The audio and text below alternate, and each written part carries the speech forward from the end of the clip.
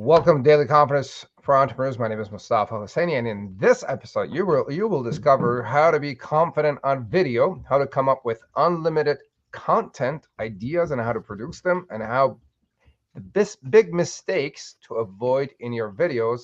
And you will watch yours truly get exposed and coached by my friend Bob Regnerus. Welcome, Bob. Thank you for having me, Mostafa. Always good to chat with you, buddy. Absolutely. So the topic today is how to be confident on video, which is an important topic, and a lot of people would rather die than get on video and talk in front of people. So we're going to talk about that. And so, as usual, please make sure to like and subscribe to the show, whichever channel you're watching. If you have any questions, put your questions as a comment. And if you have a friend that could benefit from being confident on video, which should be about 99% of business owners, tag them in a comment and have them share this valuable information that we're going to talk about and share. Bob has been doing this for a long time. He is a marketing legend and he knows his stuff, and you'll know more about that. Now, I'm also sharing the step-by-step checklist and blueprint for my program, Simple Retention Formula, which allows you to get appointments, sales, and referrals basically as soon as you implement the program. It's a checklist and blueprint in a PDF format. And if you're interested in that, type the word retention as a comment and we'll send you a link so you could get access to it. Now, let me introduce my friend Bob, and we're going to dive into a very interesting conversation. Bob Regnerus is the co-founder of Free Feed Stories and a digital marketing expert and author of 5 books, including the 4th edition of The Ultimate Guide to Facebook Advertising. Since 1998, Bob has been helping his clients achieve their goals through digital media and storytelling, and he's eager to share his experience with you today. Bob is a sought-after expert in the area of Facebook advertising and deep funnel video marketing strategies. Most importantly, Bob is a husband to his high school sweetheart and a dad to 2 amazing daughters, and is a high school basketball coach. Welcome, Bob. Always good to be here. Great to see you. How does a programmer end up being a digital marketing expert and, more importantly, a video guy? I think we need to dig into that a little bit. We will do that. So, how's your day going so far? Like we chatted, it's always an interesting day to be an entrepreneur. You never know what shows up. Today we're dealing with a fire, and I will deal with that fire as soon as we're done having this conversation. So I am fully committed. My phone is silenced. Everything's off. I'm here for you and the listeners today. Fantastic. And I think that's part of being in business, right? Fires show up and we need to deal with them. That is the life of an entrepreneur. We are problem solvers, and so we solve problems and pretty much all day long. I would prefer not to have to solve so many problems, but that's the life we choose. So I'm good. I'm good with it. The roller coaster. Yeah. Absolutely. Some days, yeah. I just got back from Disney, so like I can appreciate the roller coaster analogy. Bob, whereabout are you located? I'm in the southwest suburbs of Chicago, born and raised here. Bears fan, Chicago White Sox fan, Chicago Blackhawks, Bulls fan. So I do love my sports. And as you read in my bio, being a high school basketball coach, you probably got that hint as well. Very nice. So let's get started. Bob, please tell us about your story. What's your story and how did you end up doing what you're doing now? Yeah, I've been dealing with computers since I was in 6th grade. I remember sitting down in our math class one year in 6th grade, and we got to work on something called an Apple IIe. So if you're old enough to know that, that's kind of a first generation Apple computer, and I was hooked. Like, I love that. And so I went to college. I graduated as a programmer. I worked as a programmer for major corporations, and it led me to the internet. 1997, 1998, I developed my first e-commerce website, sold it to a client. And how I got into marketing is very interesting. That client that I built the website for said, "We love our website. How do we get traffic to it?" And I said, "Oh, I know how to do that." had no idea how to do that. So that started my adventure into learning marketing. So I'm a fan of Dan Kennedy. Perry Marshall is a good friend of mine. I have been a student of marketing, for 23 years now. And the reason that I'm talking about video is something pretty significant happened to me in 2016. So, as you know, I wrote the book on Facebook. I was at Facebook headquarters in September of 2016, and there's about 100 advertisers in the room. And all they talked about that day, Mostafa, was video. They said, we're a video company now. We're going to emphasize video. We're going to prioritize video. You're going to get better response from video in your advertising, in your organic. And I heard, like I listened, and I literally at the lunch break went downstairs, went outside. I was in the sidewalk outside of Facebook headquarters. I called my now business partner, Brandon, and said, hey, this is what I just heard. Like, video is going to be where things are going. And we essentially started Feed Stories from the sidewalk outside of Facebook headquarters about 6 years ago. So, how does a digital programmer, digital marketer end up co-founding a video company? It's because of what a digital platform like Facebook admitted about video, and it's become really critical for all businesses. And that's what we've been doing and have been enjoying doing for the last 5 or 6 years. Love it. No, that's a fascinating story. And video is amazing. It's very engaging, and I really like video. And we'll dig deeper into that. So, what do you do these days, and who do you serve?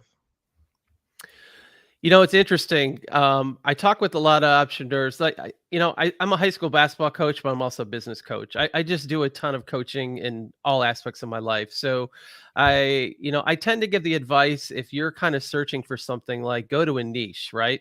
And we're in a business where we don't really niche. So I'm kind of doing the opposite of the advice I give people, but we do have an archetype, which is, we work with business owners and founders. That's 99% of our clients. They are typically in the $1 million to $10 million range. They are the face of their business. They are interacting with customers. They are the active founders that you and I really know and love to serve. And what we know about that is a founder that can be confident and talk about her or his business on camera, connect with prospective clients and customers, is an amazing thing. So that's who we work with. We work with founders, and we work with business owners that are in front of those customers. They are the face of their company.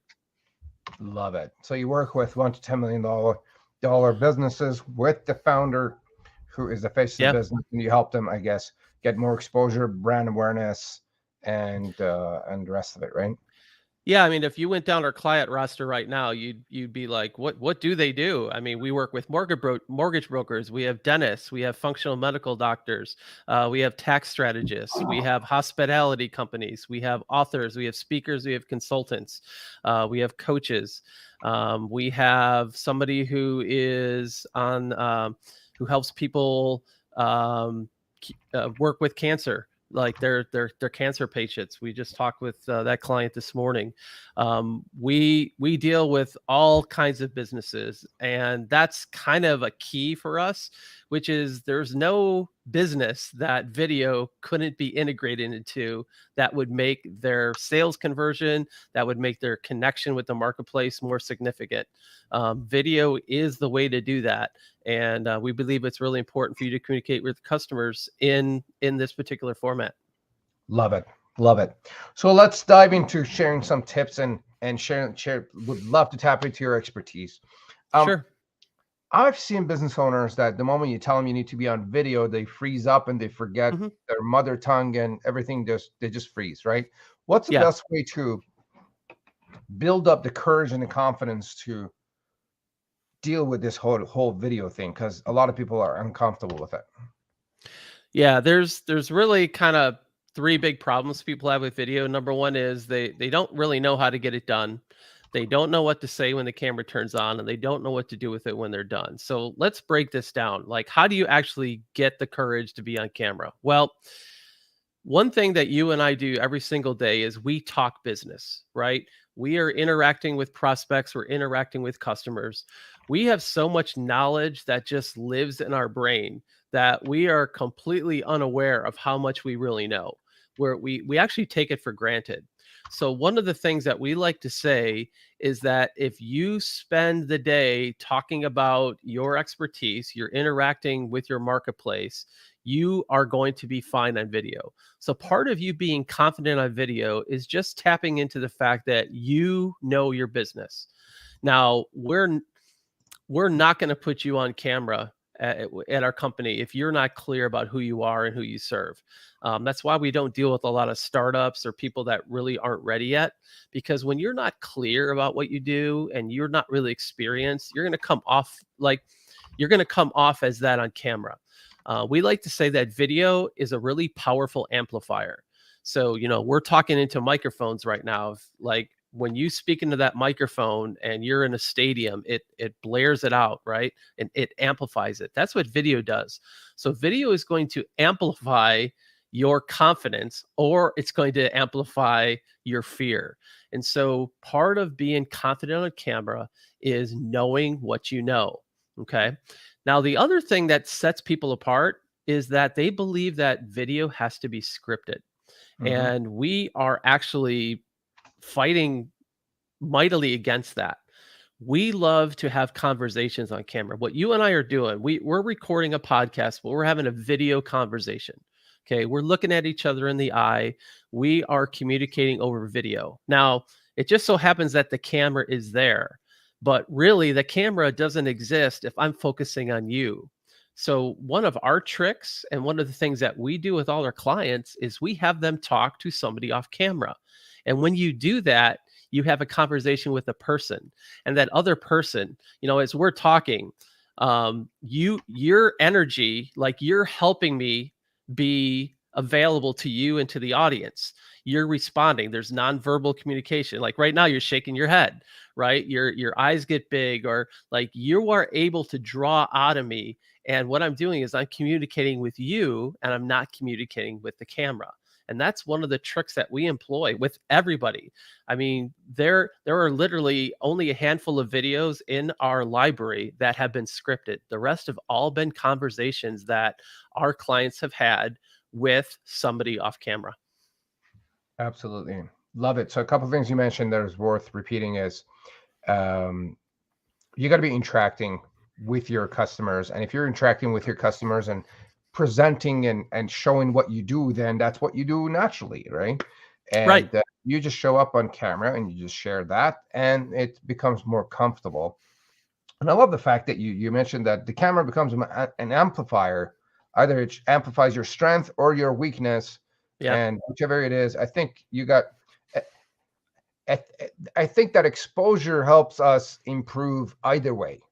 Mhm. Whether it's a weakness that it shows, then I'm like, all right, that's a weakness I need to fix, and or here's a strength that I need to just bank on and keep going and get better at it. Which either way is a good thing to me. Yeah, Um, and just something here, you and I are doing a live video right now. Live video is a little bit different than what most people maybe are comfortable with or used to. You and I have done this a lot, so we're very comfortable having a conversation. It doesn't really matter that we're live. But one of the really big benefits of video and what people maybe traditionally think is that you can mess up, you can say stop or cut, and you could redo it. That's one of the really powerful things, is that you can polish yourself. So you can say something 10 times and maybe you get it on the 10th take. Well, guess what? There's an editor on the other side of that video that can absolutely make it sound like you nailed that thing in one take. So video in that way is very forgiving. So you don't have to nail it. Like, if I make a mistake now, I have to, correct myself, and it's going out, it's already out there. But when you're recording video, you can make something that sounds like you just nailed it on the first take. So we love that about video. So have that confidence going in, like I can do a take and I completely can screw it up, or I can say, hey, I can say this better. And we do that all the time. Mhm. Like we can say, you know what, that didn't sound quite right. That was confusing. Can we add to that? And your editors can stitch it together. That's beautiful part of video, that Mhm. forgiving aspect. Absolutely. Like when I'm recording something for my videos, usually it takes me about 5 or 6 takes, if not more, to produce something that I like it and I'm comfortable with how Yeah. I presented myself and the idea. And then, like you said, I could just redo it again. And the producers and the editors could just, like you said, stitch it together and make something even nicer out of it, which Yeah. sometimes I'm like, wow, I didn't know that's possible. Well, and part of confidence, like you think of a trapeze artist, they're confident because quite often there's a net underneath them. Now they're crazy if there's not, but video is you have this big net underneath you. You can't really fail. If you were having a conversation with somebody behind the camera and you have a safety net of knowing you could do multiple takes and that all the mistakes and messes can be cleaned up in editing, then really there's nothing to be scared of. Like there's no audience staring at you. You kind of forget the camera's there. Like it's really, really easy when you think of it that way. Absolutely. Absolutely. So we talked about coming up with content ideas, like unlimited content ideas, because I think that's one spot where people get hung up and they get stuck. Is like, what am I going to talk about on video? And then they're like, oh, I have nothing to share with people. People are probably not interested in what I have to say, so I'm just not going to do it anyway. So what's the best way to come up with ideas that are interesting that I could like get out there and have people engage? Well, this should be really easy for anybody that is in the business of like solving problems. You get asked questions all the time. You got questions coming in to customer service or front desk. You have questions coming in your email box. You have questions coming in via the web. You have questions on social media. The first thing you should always consider is answer questions. There are things that people are asking you all day long. Like right now, Mostafa, you have questions, right? What I'm doing is I'm answering your questions about video and questions that your audience has. So that right there is a shortcut. Answer questions that people commonly ask. Now, there's an even cooler shortcut if you love technology. There's something called Google that most of us use day in and What's day out. Google? Yeah. Well, one of the cool things about Google is you can type keywords into the search box. And one of the things you'll see as you scroll down are a list of questions. What Google is actually doing for you is they are telling you, based on that keyword, what are the questions that people are asking. So that's one of the first things I'll tell people is if you don't even know what questions are going on in your marketplace, type in some of the keywords that people would use. So for me, I could go in and type in marketing video or Facebook ad, and I could see what are people asking in regards to those topics. And I've got video content really all day long. There's just an unlimited number of questions there. So that's definitely one shortcut. Questions that come in from your marketplace, and then questions that the marketplace is putting into Google. Those are two really good shortcuts, and it should give you months of content. Absolutely. That is a beautiful. I'm actually, as you're talking, I'm testing it here right here on Google. Yeah. So And what did you type in?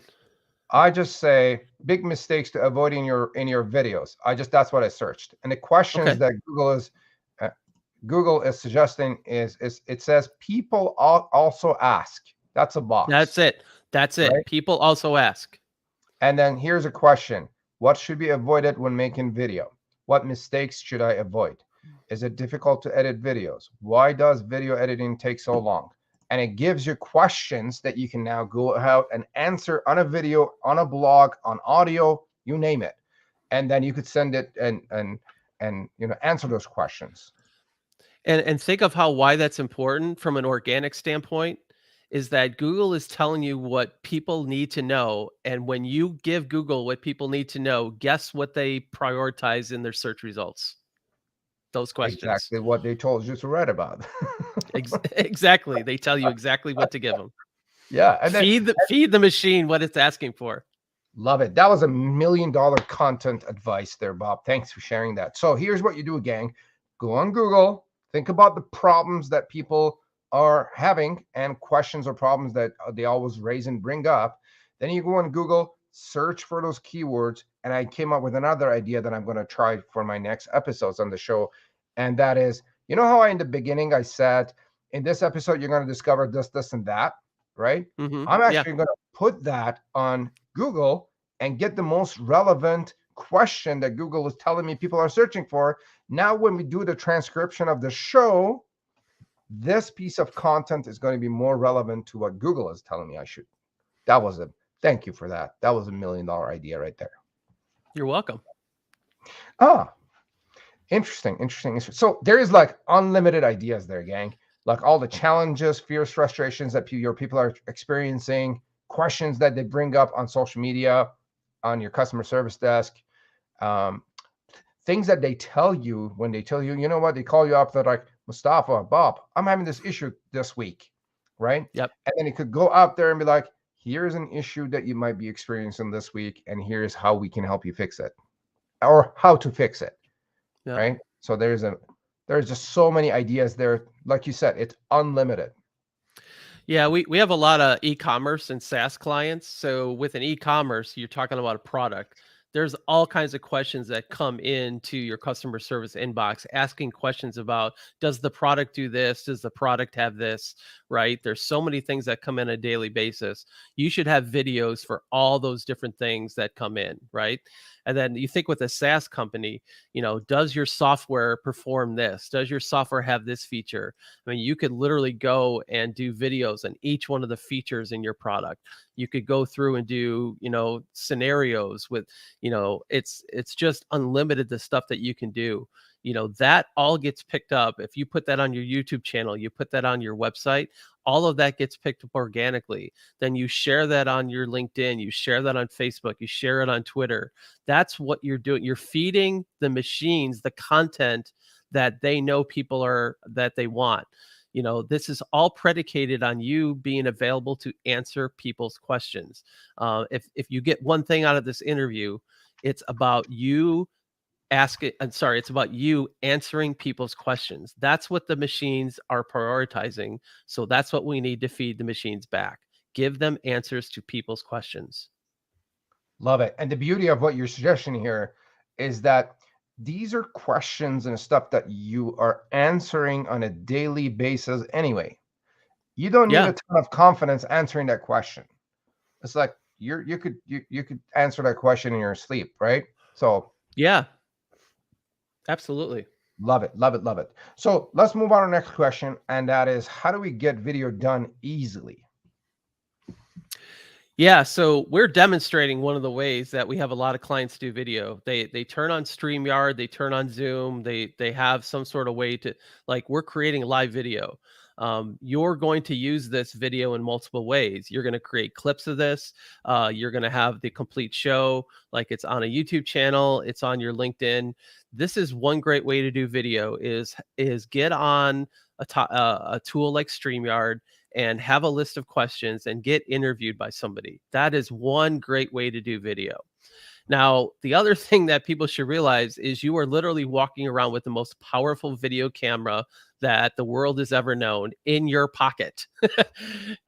You don't need to buy a $1,500, $2,000 DSLR camera.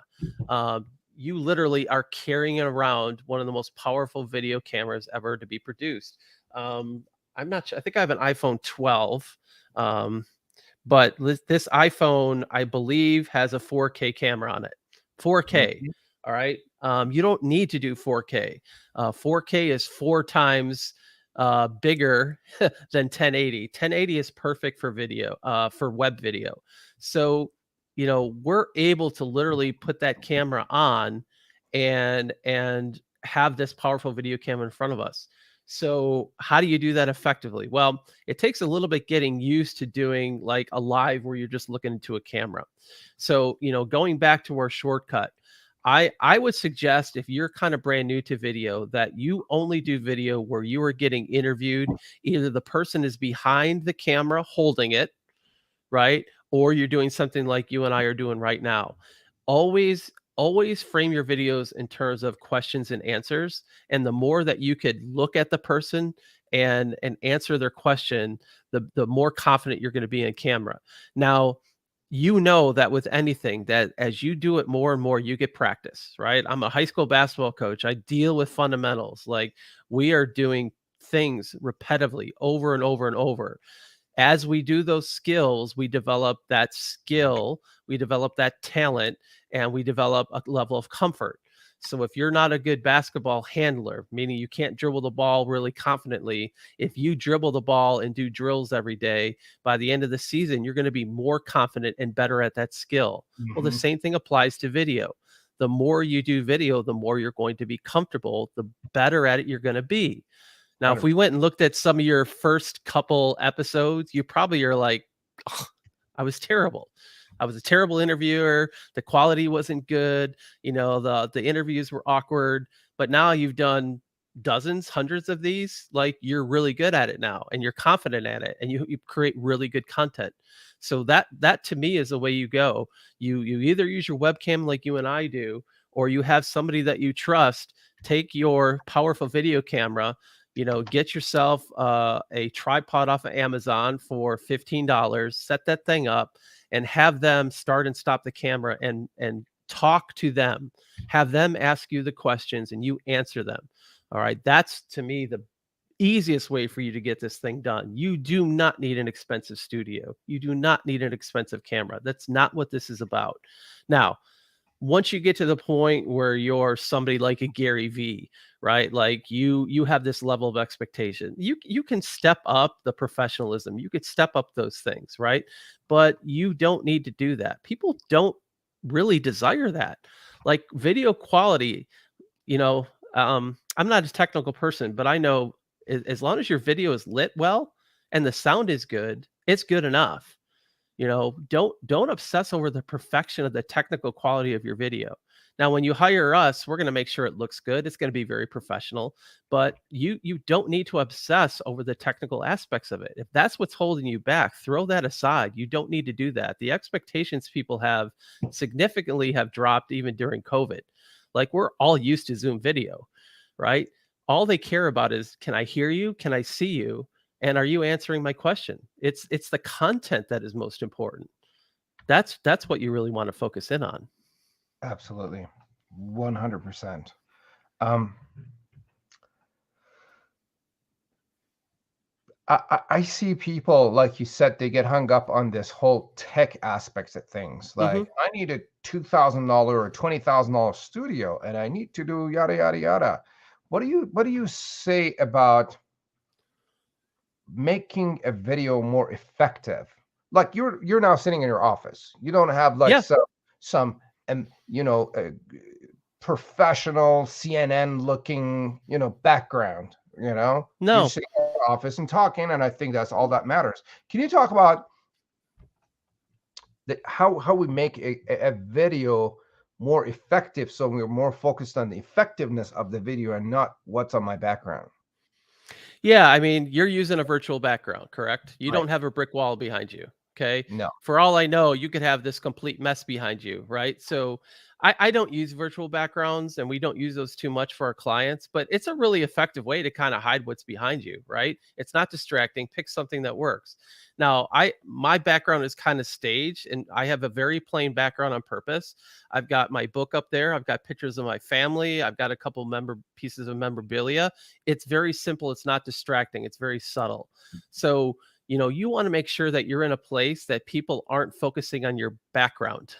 Like, we've been in our video team is on site today, and they sent me a picture of this client's area, and it's a complete god awful mess. They had to literally move garbage around so that they had a clean place and a clean backdrop. So don't have a cluttered background. If you have a very cluttered background, go ahead and employ the old virtual background so you can hide all that mess. Okay. But if you got a place like, we're sitting here and we are not distracted by our backgrounds at all. You and I are the focus of this. Like, it's you and I. And so, I've got a good mic here, but a lot of times I'll use just a simple Plantronics headset here. I've got a Logitech webcam, and I have a light in front of me. All right. You can see it shining off my real shiny head. Okay. Yeah, you might have Um, that too. yeah, right. So, like I said, your video needs to sound good. It needs to look good. So make sure you don't have shadows on yourself. Make sure your face is lit up. Like those are things that absolutely are critical. Can they hear me? Can they see me? All right. Once you have that in place, then it's all about the content. All right. Mm-hmm. So you want to do things. So if you're structuring a good video, okay, and you're editing this, all right, one of the things you want to focus in on is the beginning. It's the punch at the beginning. You want to hook them. All right. Mm-hmm. So when we're producing a video that's going to go out on social media or it's going to be an advertisement, the first 5-10 seconds of that video are so critical. Now, one of the mistakes we made as a company early on is we focused in on the visual aspects. We had the logo flying in and, it looked real pretty and looked real effective. But what we learned is that the viewership would drop within the first few seconds because you can see stats and all this. And we realized, oh my goodness, we're doing our clients a disservice. What we've changed to instead is we hit them with the hook at the beginning, and it's the hook that keeps you in. Right. Mm-hmm. This is what the news organizations do with their headlines, right? They hook you at the beginning. And so we have to mimic that because attention is there's a deficit of attention. So we have to do our best, not to sensationalize, not to over dramatize, but we definitely have to give them at the beginning. We have to hook them. We have to make them go, I want to hear more. So we always make sure that we start our videos with a hook. And that's why having your video produced and edited is really critical, because there's probably things that I've already said that are really important that if we were going to put together and edit this, so people aren't interested necessarily. I told an interesting story at the beginning and you read my bio, but that's not going to hook somebody. I gave a tip about how to give great content. So you might choose to take that clip and put that at the beginning of this. If you're going to promote this episode, you're going to be like, hey, I've got a great tip on how to, get unlimited content using just the Google search algorithm. Well, that needs to go at the beginning because that's something that people are interested in. They're not interested necessarily in, okay, what are Bob's accomplishments and things like that. That's all interesting. But what you want to do is you want to hook them at the beginning. And then of course, you give them the good content. And then a video is going to be good if you have something at the end that says, here's what to do next. So if you can get the hook right, if you can have interesting content, and then you give them that call to action or what do I do next, then you've got a really powerful video in your hands. Love it. Bob, what do you think of the introduction that I did to this show? And it said, in this video, you'll discover, in this live show or episode, you'll do how to be confident on video, how to do this, how to avoid the mistakes, and you're going to watch me get exposed and coached by Bob. What do you think of that, and how would you improve that? What you want to do, I think the way I would improve it, I love that you started with, here's what you're going to learn. What you could do to improve that is, today you are going to learn how to be confident on video, and you can be even more impactful and say, Bob is going to share 2 easy ways that everybody can learn how to be confident on video. So you hit them with something really early, something very specific that they need to listen for. That's going to make a really powerful opener. So that's one of the reasons, we're employing direct marketing principles here, right? It's the headline and it's the first paragraph. That's what you want to do at the beginning of a video. It's what you want to do at the beginning of an interview. Hit them with the thing that they are going to be interested in hearing, which gets them like, I need to listen to this. That's the way to go. Love it.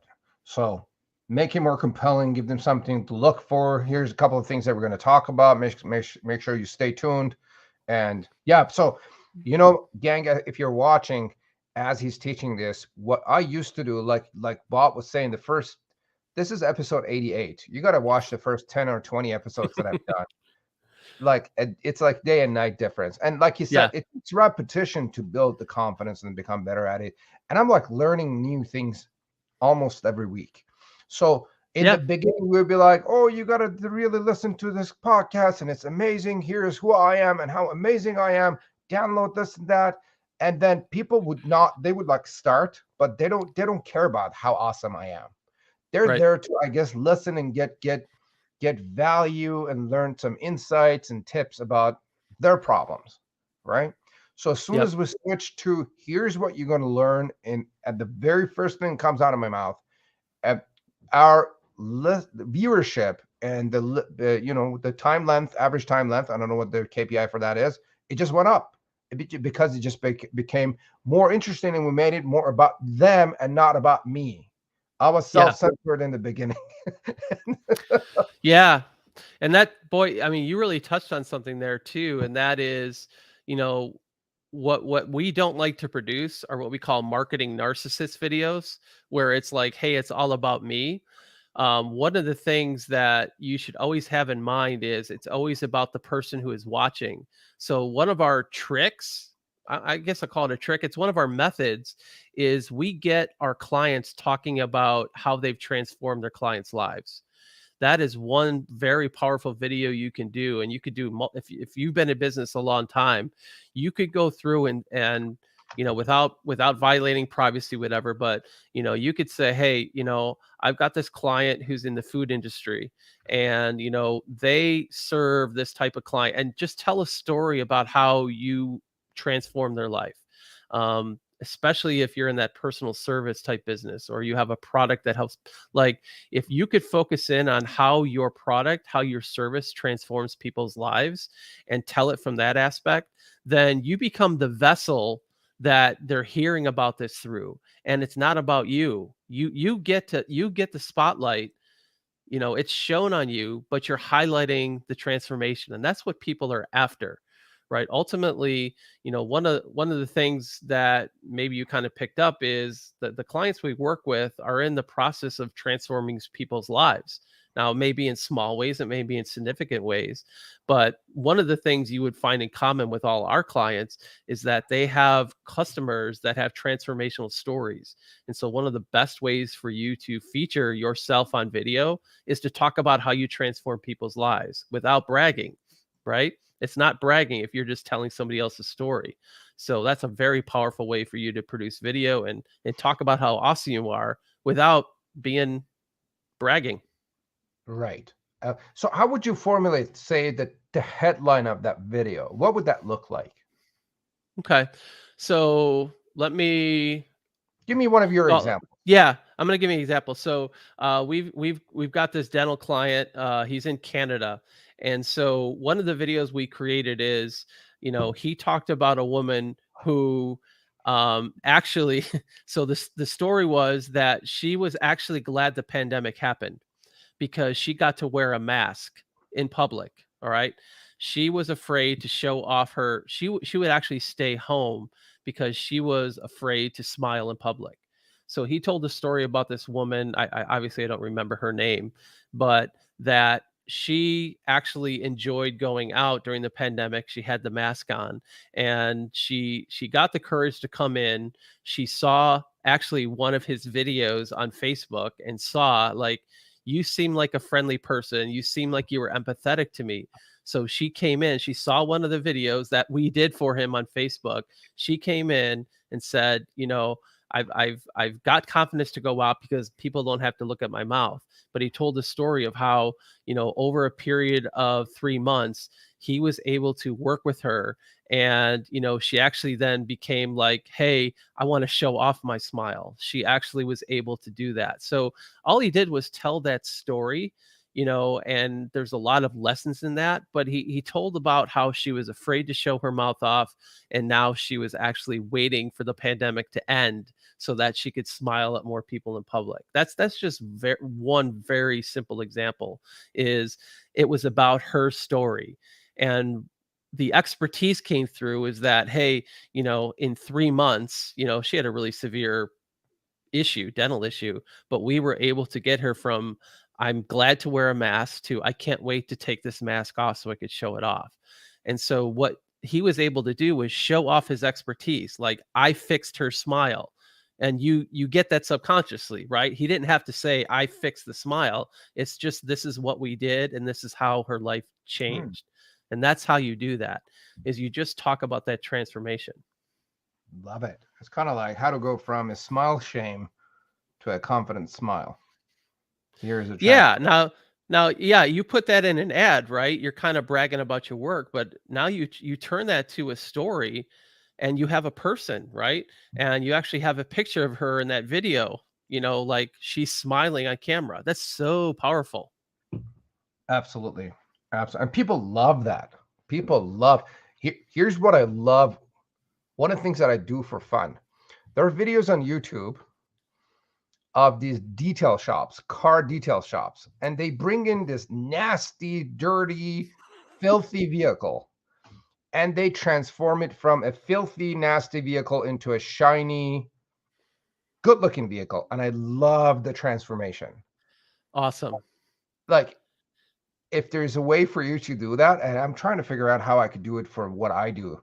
I mean, in business services, it's kind of difficult, but Well, let's think about this. Let's do a little live coaching here. let's do it. So just remind people what you do, and let's walk through it. So I run a call What center. problem?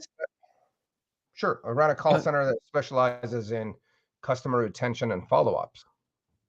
Okay. So we've got a business owner. All right. We put her, him on camera, and they would say, man, like we have this problem. We have this leaky bucket, right? We are losing customers left and right, and I have no idea how to solve this problem. Okay. Mhm. So we started working with Mostafa. All right. And what we had before we started, we used to lose 27% of our customers. After working, we got that retention rate. We are down to only losing 7% of our customers. Okay. And we would word it differently, right? But Right. we have a 93% retention rate. Okay. And it's because we started working and we're using the systems and the team that Mostafa has trained. Like, you solved a major issue. So the retention rate is now 93%. And what does that mean in terms of revenue, right? You can get that client to say that's worth an extra $333,000 in revenue for us this year. All right. Mhm. You didn't have to you didn't have to talk about all the things you do. All you did was you said, this client, like, they went from, 82% retention to 93%, and it was worth this. You just stated facts, right? Right. And now you put that client on camera and she's like, I can sleep at night, right? I was actually able to take a vacation. I was able to take a couple days off, right? I was able to go with my family to Disney. Like, you can talk about, like, how did that retention rate problem being solved actually affects you personally, and you want to dig into that. That's what the powerful thing is, right? Love And it. it totally puts you in the spotlight without you having to say even like what you do. Mhm. You just come across as, I solved that problem. Mhm. So what's the best way for me to approach my customers to get that video from them without, because I think that's another hiccup. I don't want to bother my customers, and how do I Right. get them on video and the rest of it? Well, I think one of the things that we have to get past as a business owner is understanding that when you are able to solve somebody's problem and you have a major transformational impact on them, they do want to talk about that. Okay. Um, you think of the way you buy things. Like, Amazon isn't driven by like product descriptions. What is Amazon driven by? Reviews, right? Amazon is driven by reviews. The product description has very little effect on whether that product sells or not. What sells is the products that have the highest reviews. So Amazon takes their algorithm and features the products that are most reviewed or highest reviewed by their customers. And so part of your job as a business that is serving the public is to have some sort of system in place to get reviews and get testimonials.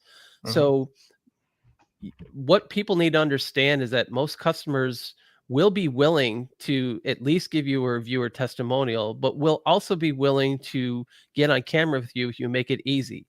All right. So one of the things we do for clients is we get on a tool like this. I believe we use like Riverside, or we may use StreamYard, but we get on there and we just, on behalf of the client, actually ask the questions for them.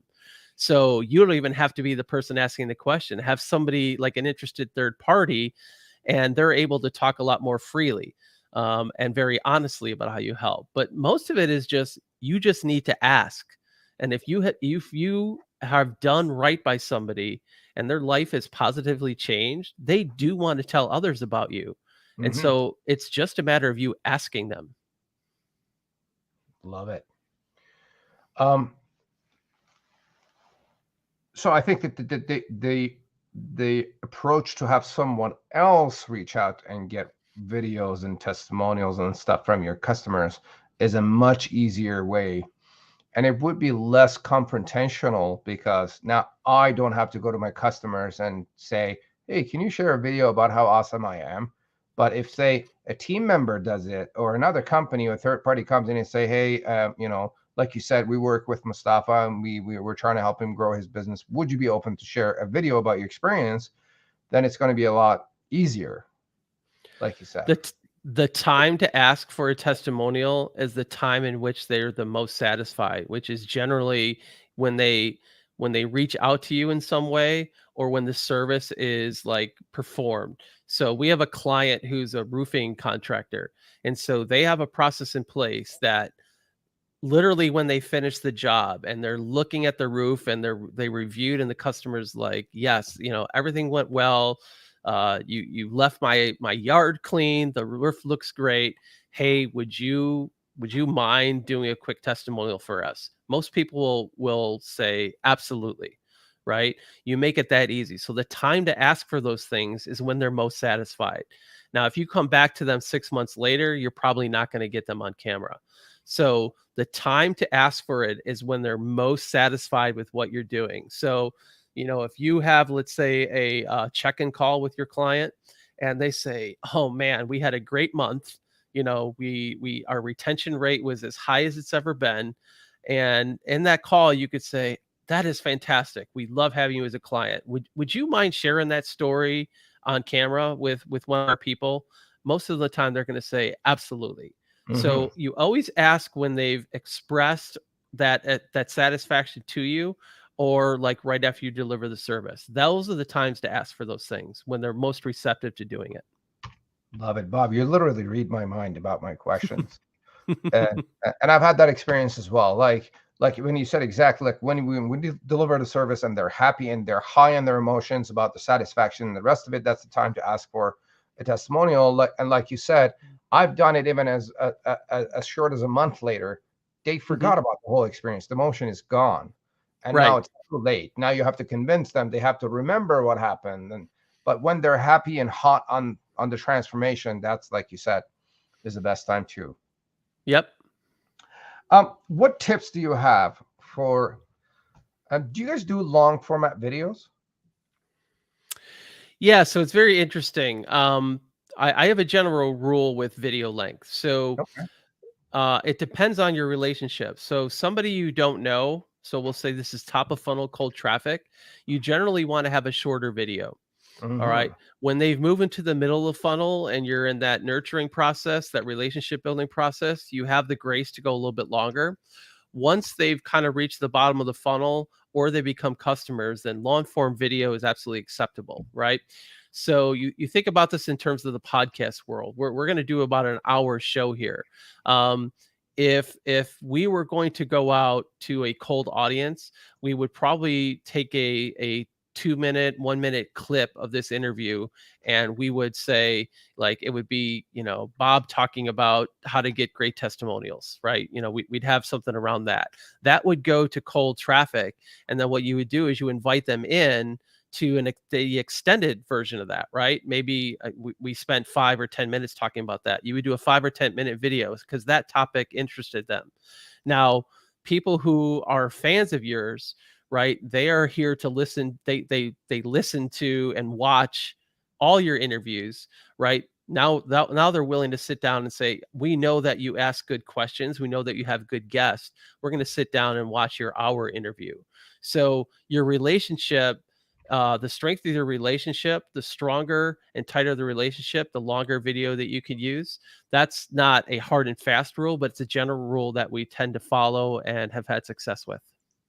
Love it. And that's something that I think another thing that I need to implement for my show is we don't share small snippets of the shows. And so I think that was a great tip. if you're doing longer format content to Yeah, share. I mean, you've had amazing guests on the show, so if you could go through, have an editor go through and go, even as you're doing this interview, you could be like, you could just look at the clock and go, oh wow, at 45-minute mark, Bob said this, just a quick note, and say like, remember that. Then you could go back to your editor and say, hey, take out a minute clip where Bob talked about how to get really powerful testimonials. Put that into a 1-minute clip, put that out there. You could put that on LinkedIn. You could do some organic stuff. You could even, throw it on Facebook or YouTube, put some money behind it. You're going to then you're out there looking for new listeners. You're going to say, oh, well, that's an interesting topic. And then, you have a clip from this guest, clip from this guest. You're going after cold traffic and getting them interested in the show. And then, you drive them into your show page where maybe you have longer clips, or you just say, hey, here's the extended interview with Bob. If you want to hear more about how to be confident on video, you could go through that. So that's a really good way, if you're out building a platform, is to use those shorter video clips to attract that cold new audience. And then you're pulling them into your longer form content, longer articles, things like that. Got it. I've seen Tim Ferriss do that effectively, where he shares snippets of his show, and I was wondering why he does that. Well, I've been listening to the snippets, but now that you talked about it, I'm like, I had an aha moment, like, oh, okay, that's an easier way to bring people in.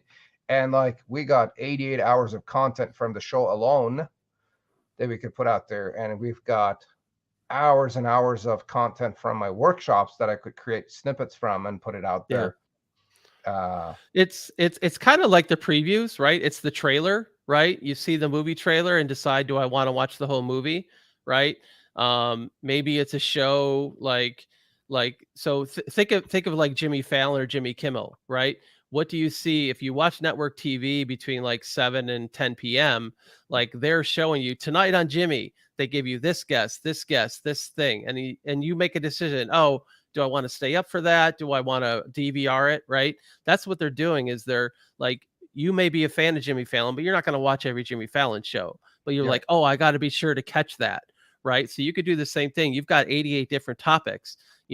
Like, I'm talking about video. Maybe some people are interested in that, but you had another guest that was talking about sales letters or talking about phone sales or whatever the topic is. And like, oh, that's been top of mind for me. Like, I'd really want to hear about how to increase my sales. So, they see that snippet on LinkedIn and go, oh man, I got to do that. So, you're sitting on a gold mine of content, right?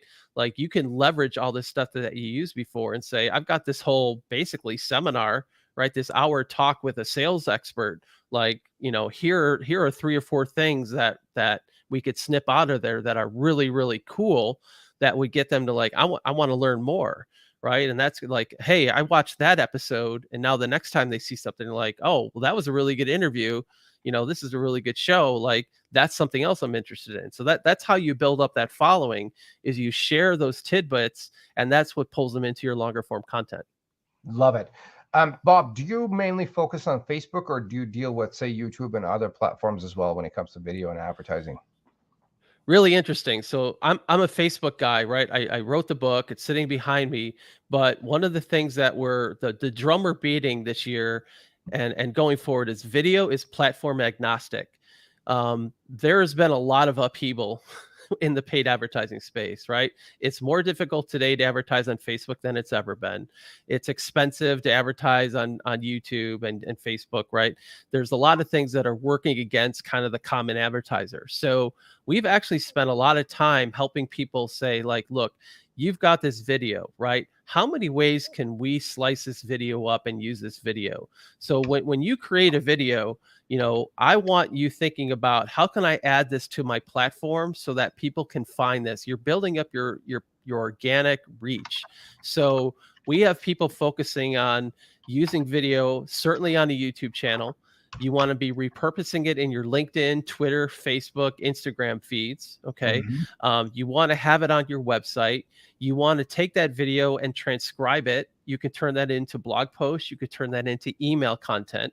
Mm-hmm. You could even use video in your emails. There's a tool like BombBomb. You could insert video emails there.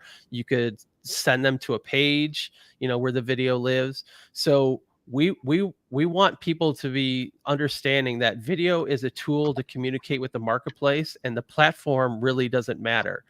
You're going to cater it to each platform a little bit differently, but video is a tool that can be used in whatever platform you're currently using, and certainly ported to platforms that you haven't even thought about. Interesting. Let's talk about Facebook. Let's say that, like, we've got a value bomb here over the past hour, and I could probably get at least, I don't know, 10 or 15 snippets that are really valuable we could put out there. Is there a limit on how often I could post on Facebook so that it would be effective, it would have the reach, and then does Facebook penalize me for putting 10 videos out in a day? Yeah, so there's really, it depends on whether somebody follows you or not. Somebody who doesn't follow you, if you're pushing content out to them, maybe boosting it or a paid ad, somebody that doesn't follow you is only going to see 2 pieces of content at most from you in a given day. If they follow your page, typically what they say is they'll show up to 4 pieces of content. So in my opinion, it's not worth the stress of having to come up with volumes and volumes of content. I would focus in on maybe doing one thing a day, maybe putting a little bit of money behind it to boost it on Okay. Facebook, but don't be thinking that you're going to like overwhelm the algorithm and just you're going to put a bunch of stuff out. I don't think that works. Now, if you're going to do something like Twitter, with Twitter, the newsfeed expires really, really rapidly. So what you see people do there is they have one piece of content that they're going to promote on the day, and they're posting it every few hours. So one piece of content, you promote it 4 or 5 times during the day. With LinkedIn, typically you want to post something in the morning or right after lunch when most people are on there. One piece of content a day is enough. Like, it's not a volume play. It's a quality play. It's a consistent play. If you're consistent and you get people to engage with it, then Facebook and LinkedIn and all those other platforms will certainly send more people to you because of your consistency and most importantly, the engagement you have with your content. Love it. So gang, if you're watching or listening, Twitter, you could post more often than the rest because they expire faster. LinkedIn, morning or after lunch would be a good time. And it's more about quality and consistency than just the volume. Love it, love it, love it. Bob, do you have a go-to software or platform that you use to push content across multiple platforms? Yeah, I've played with a bunch of them. I don't have any currently that I'm using. I've been using Hootsuite. It was good enough. I found that it's just as easy to post it to the different platforms manually. Yeah, I don't think there's anything that I'm like, oh, this thing is amazing. Maybe your listeners have a better idea than me. I'm a little bit old school. I don't like to complicate things, so maybe I'm showing my colors. So Yeah. one platform that I saw that was about creating smart snippets was lately.ai. Okay, haven't heard of that. All right, so yeah, so this thing I haven't tested it, but I heard Gary Vee and a bunch of other guys testing it. So apparently it's pretty smart at picking out snippets that are valuable, and it's an AI machine that you could create video and audio and stuff, and even text.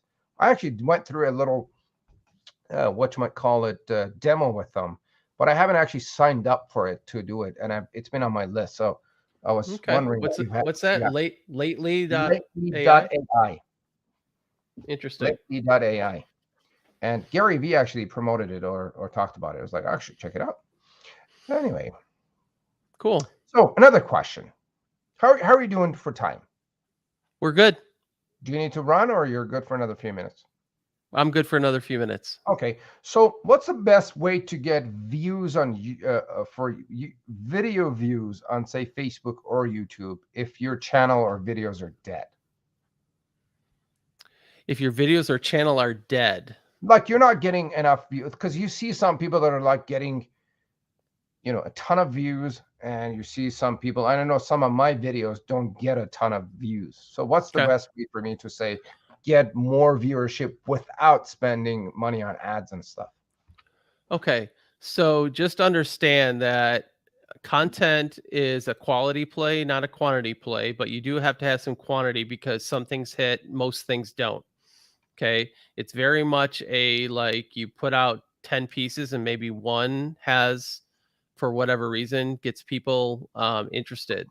So it's all based on triggers of engagement, right? So if people are viewing, like the most important stat on YouTube is viewership. Okay.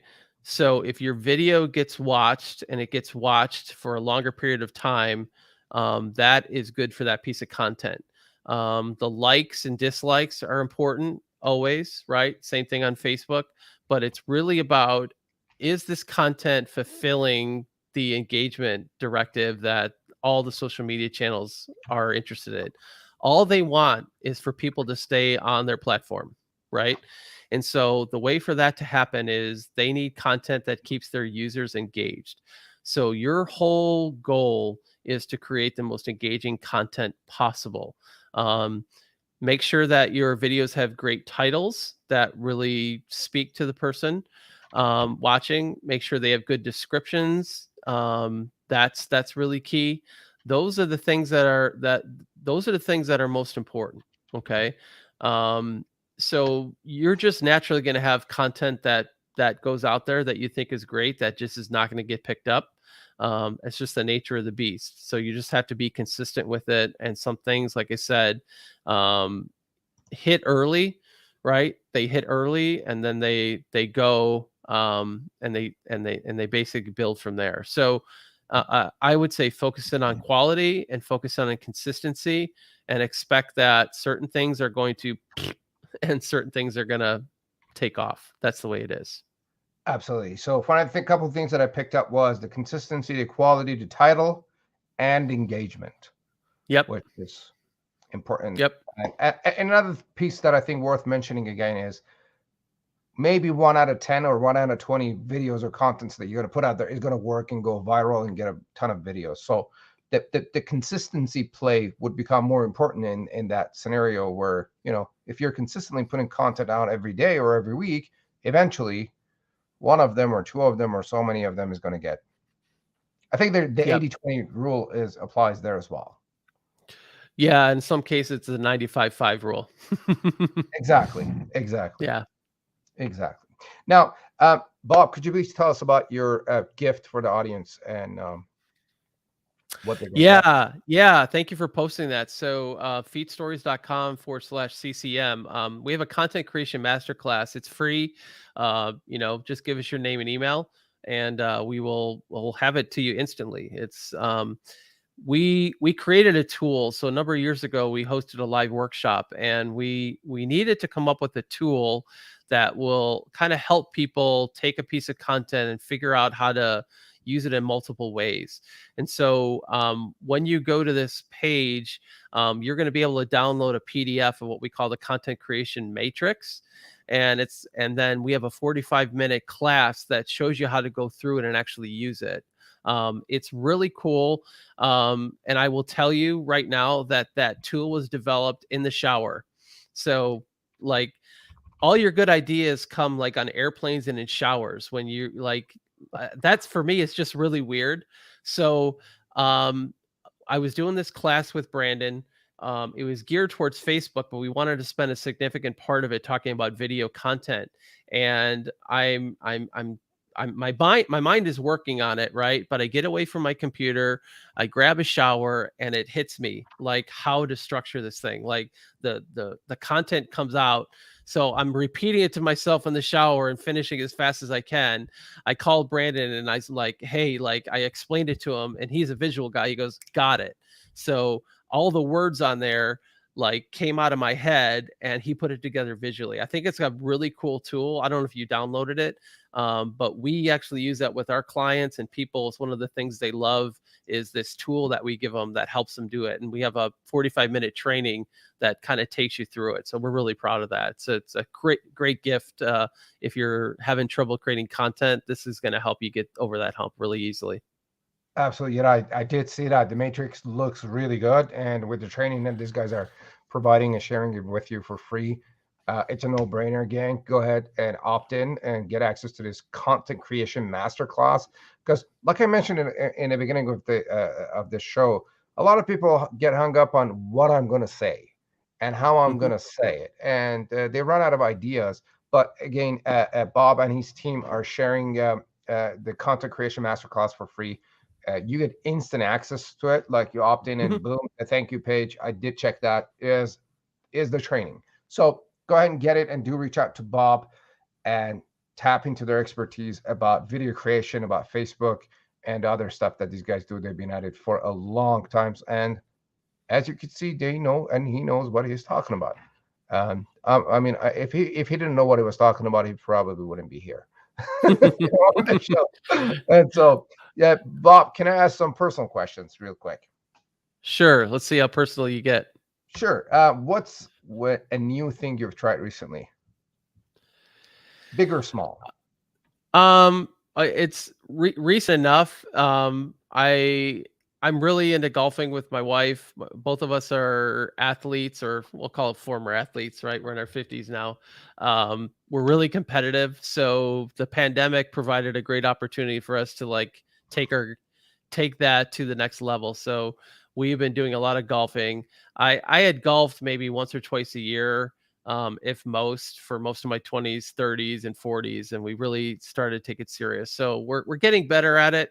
Golf's a game where you're never really satisfied. So it is a humbling game, but you have enough success that you like go, oh, I think I can do this again. So there's always one or two shots around where you're like, wow, I can actually do this, and it keeps you motivated. So yeah, that's what we've been spending a lot of time on. It's fairly new to us, and it's something we enjoy doing together. Love it. Love it. What are your top favorite books of all time? Hmm. I really enjoyed um, Simon Sinek's book, Start with Why. I really enjoy that book. Um, I enjoy that's one of my favorite business books. I really enjoy reading biographies from comedians. Comedians are really interesting people. They generally have some sort of traumatic or interesting childhood that drives them into comedy, and I really love reading those types of books. I I've obviously being in the business I'm in, storytelling is really important. So I love watching comedians. I love reading comedians. I think they're the best storytellers on the planet. And so that helps me professionally, but also fulfills me personally. Particularly, I really enjoy Martin Short's book, Steve Martin's book, Tina Fey's book, Amy Poehler's book, Billy Crystal's book, those are five that I've read within the last couple of years. Um, and then from another business book, I know he's a friend of mine, but the 80/20 marketing by Perry Marshall is probably a must read for most people. And then Breakthrough Advertising, which was a book written in 1966 by Eugene Schwartz, is a fundamental marketing book that I think everybody needs to read. It's really deep, but my whole concept of deep funnel marketing is based off of what I learned in that book. So those are just some books that would jump to the surface for me. Love it. What's one advice that made a massive impact in your life? Um, I Yeah, I would say from a young age, my parents' mantra is always do your best. It's something that I've carried with me all my life. And that's advice that I found I give to others. I give it to my children. I give it to my clients. Always do your best. The other thing that I really take from my parents is invest in experiences rather than things. Experiences create memories. Things kind of fade away. So I've always valued paying money for experiences. Like I enjoy spending money on those things. Um, Really give us satisfaction personally, satisfaction as a family. Um, Experiences over things. I think it's really good advice my dad gave me. Love it. Amazing, amazing. Last question. If you had a Facebook or a Google ad where everyone with access to internet on Earth could see your ad, what would your message be for the people of Earth? My message would be, you're valuable for who you are, not what you do. If we could separate those things, so much of what we do as humans is we only place value on what we do, and instead of just the inherent value that we have as human beings. So that would be my message. We love people for who they are, not what they do. Love it. You're valuable for who you are, not what you do. Bob, this has been an amazing conversation. Thank you for sharing all the tips and all the nuggets that people could actually use starting right now, if not today, tomorrow, if you're too tired. And is there anything that you'd like to add that we didn't get a chance to talk about?